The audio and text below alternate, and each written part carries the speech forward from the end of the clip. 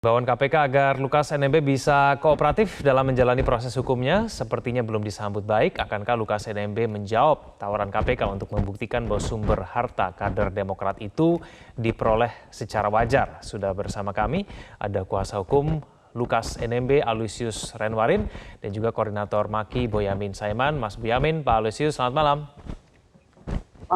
Selamat malam, Bapak. Ya, Pak Aloysius, Anda membantah klien Anda Lukas NMB menerima gratifikasi 1 miliar rupiah. Kalau misalnya memang memiliki bukti, kenapa kemudian tidak langsung saja menjelaskannya ke KPK? Untuk sementara Pak Lukas dalam keadaan sakit, jadi baru beliau ketika nanti sembuh nanti beliau yang akan menjelaskan kepada pihak KPK, begitu Bapak. Jadi ada niat bahwa Lukas NMB akan datang ke KPK menjelaskan secara langsung mengenai transaksi yang mencurigakan. Begitu Pak Aloysius? Iya, yang jelas apa sekarang beliau dalam keadaan sakit, nanti perawatan ketika dia sembuh, dia menginginkan bahwa dan rakyatnya menginginkan bahwa pemeriksaan dilakukan di Koya, kediamannya di Jayapura begitu. Baik, apakah kondisi kesehatan dari Lukas NMB ini sudah diinformasikan kepada KPK? Apakah sudah melengkapi mengenai kondisi kesehatan Lukas NMB disertai dengan surat dokter untuk bisa menjelaskan langsung kepada KPK? Pak Aloysius?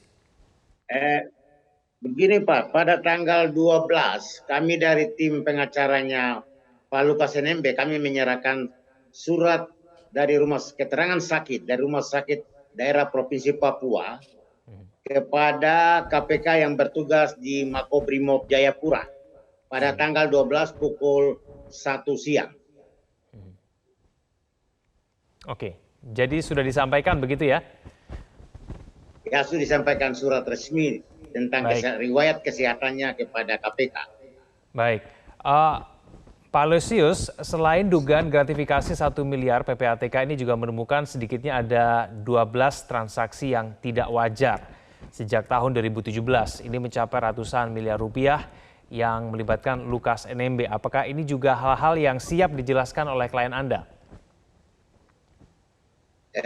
Yang jelas ini sangat fantastik, ya, dana yang cukup besar. Dan saya harap kalau beliau sembuh, pasti beliau akan menjelaskan. Beliau sudah mengatakan sama kami ketika dia sehat, dia siap memberikan keterangan kepada pihak KPK. Beliau sangat kooperatif ya. Oke, baik.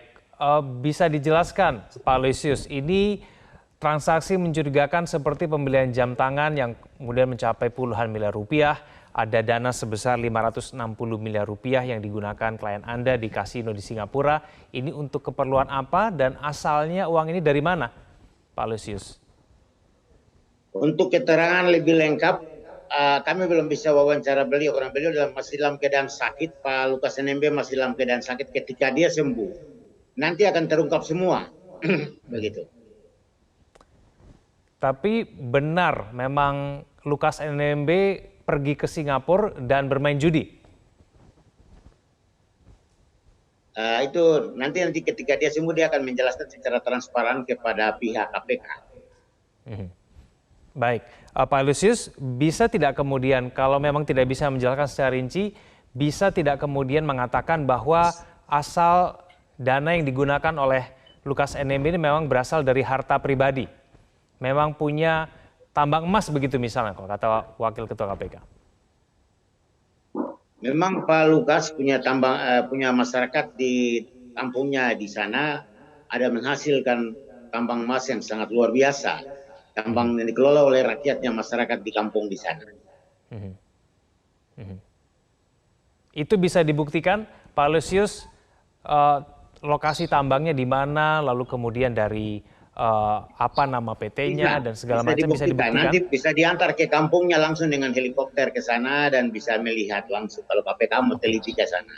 Oke, baik. Beliau Yang sangat pasti, terbuka, tidak susah nanti gitu. Ya, namanya apa? Bisa berkunjung langsung ke kampungnya, lihat tambangnya di sana yang sangat luar biasa. Memang Papua sangat kaya dengan emas dan segala macam mineral di negeri ini. Oke, itu bisa dibuktikan dan berizin resmi ya, Pak Aloysius ya? Bisa buktikan, bisa ke lapangan, lihat di kampungnya namanya Mamit, di sana ada tambang emas yang tinggal. Orang tanam petaka saja di sampai ketika cabut petaka mas menempel. Begitu. Oke, baik. Saya ke Mas Boyamin dulu. Mas Boyamin, bagaimana kemudian menurut Anda mengenai tawaran yang diberikan kepada KPK terhadap Lukas NMB, kalau misalnya memang Lukas NMB bisa membuktikan bahwa ia memiliki uang sebesar itu dan memang diperoleh dari tambang emas, begitu seperti dari kata Pak Aloysius, lalu kemudian akan di SP3 kasusnya. Tanggapan Anda bagaimana, Mas Boyamin? Ya, saya kira itu bukan tawaran, apalagi iming-iming. Memang ya, saya setuju dengan Pak Gufron tadi. Konsekuensi logis bahwa ketika kemudian tidak cukup bukti, maka ya dihentikan penyidikannya. Awalnya ini kan diduga ada gratifikasi misalnya, atau bahkan bisa jadi pencucian uang misalnya karena PPATK. Tapi kalau kemudian proses penyidikan itu kemudian menemukan 2 alat bukti tidak ketemu, gitu kan, bahkan tinggal hanya 1 alat bukti berupa ya aliran, tapi kemudian berkaitan dengan dugaan gratifikasi tidak ada karena uang pribadi seperti diklaim oleh lawyernya atau pihak Lukas NMB, ya otomatis kan tidak ada alat bukti. Kalau tidak ada alat bukti berarti itu salah satu alasan penghentian penyidikan. Penghentian penyidikan itu kan ya bukan perbuatan pidana, yang alasan kedua ketika demi hukum. Artinya kan daluarsa, meninggal atau netizen hidup. Jadi kalau memang memenuhi syarat itu penghentian penyidikan, alasan itu otomatis dihentikan. Terutama kalau bicara ini ya bukti lah. Nah, bukti apa yang dikantongi KPK sehingga meningkatkan penyidikan dan menetapkan tersangka. Mestinya KPK juga tidak gegabah. Menurut versi mereka punya minimal 2 alat bukti. Nah, kalau nanti diklarifikasi di pemeriksaan Pak Lukas NMB itu di hadapan penyidik dalam bentuk BAP dan dengan disertai dokumen-dokumennya, maka ya otomatis alat bukti ini kemudian bisa saja malah kuat, malah tambah, bisa saja berkurang dan menjadi tidak ada. Nah, itu sebenarnya hal-hal yang normatif aja, memang itu proses-proses hukum ya seperti itu, dan seringkali di penegak-penegak hukum yang lain begitu, dan KPK juga pernah, meskipun variasinya beda ketika OTT atau apapun prosesnya di Universitas Negeri Jakarta, kemudian tidak ditindaklanjuti dan dihentikan karena diduga penerimanya bukan penyelenggara negara, artinya level pegawai bawah, dan itu hanya berkaitan dengan proses-proses yang simpel karena uangnya ternyata hanya kecil gitu. Jadi tidak bisa dianggap masuk gratifikasi apalagi suap, sehingga tidak diteruskan. Jadi ya Mas Boyamin, KPK hal yang biasa saja gitu. Perlakuan hukum terhadap Lukas NMB menurut Anda terkesan berbeda tidak sih dengan tersangka korupsi lainnya?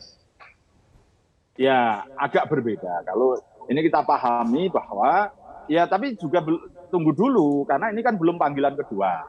Nah, baru kalau panggilan kedua tidak datang, itu diterbitkan upaya paksa berupa perintah membawa atau penangkapan untuk dibawa ke tempat KPK berada, bisa jadi di Makobrimob Papua atau dibawa ke kantor KPK, misalnya upaya paksanya.